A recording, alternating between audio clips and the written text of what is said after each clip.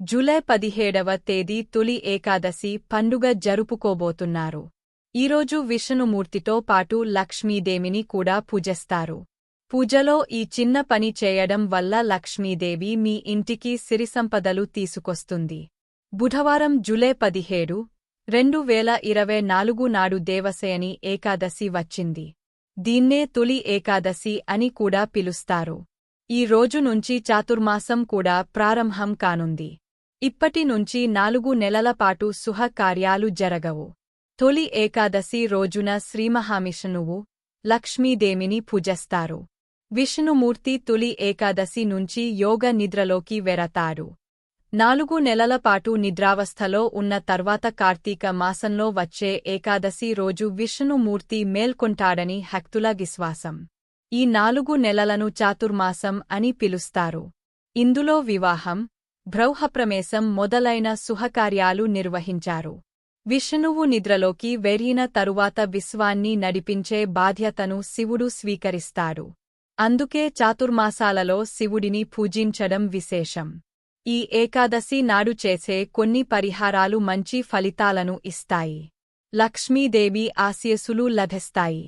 మీరు శ్రీమహావిష్ణువును పూజిస్తే లక్ష్మీదేవి స్వయంగా మీ వద్దకు వస్తుంది. కావున ఈ రోజు సాయంత్రం పూట చెట్టు కింద దీపం వెలిగించాలి. ఈ రోజున శ్రీమహావిష్ణువు వ్యక్తిగతంగా రావి చెట్టుపై కూర్చుంటాడని చెబుతారు. అంతేకాకుండా ఈ రోజు ₹2 తీసుకుని దేవుడి పూజలో ఉంచుకోవాలి. ముందుగా భగవంతుని పంచామృతంతో అభిషేకం చేయించాలి. ఆపై లక్ష్మీదేవి ముందు ఒక ₹2 ఉంచి పూజ చేయాలి.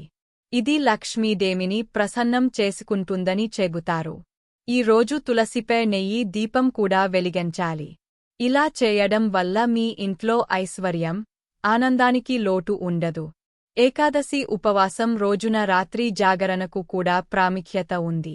కావున ఈ ఏకాదశి రోజు రాత్రి విష్ణుమూర్తిని జపించాలి. ఏకాదశి నాడు మహావిష్ణువుకు సంబంధించిన కొన్ని శక్తివంతమైన మంత్రాలు జపించారు. ఏకాదశి తిథి నాడు జపించడం వల్ల సంతోషం, శ్రేయస్సు లభిస్తుంది. ఓం నమో భగవతే వాసుదేవాయ నమః.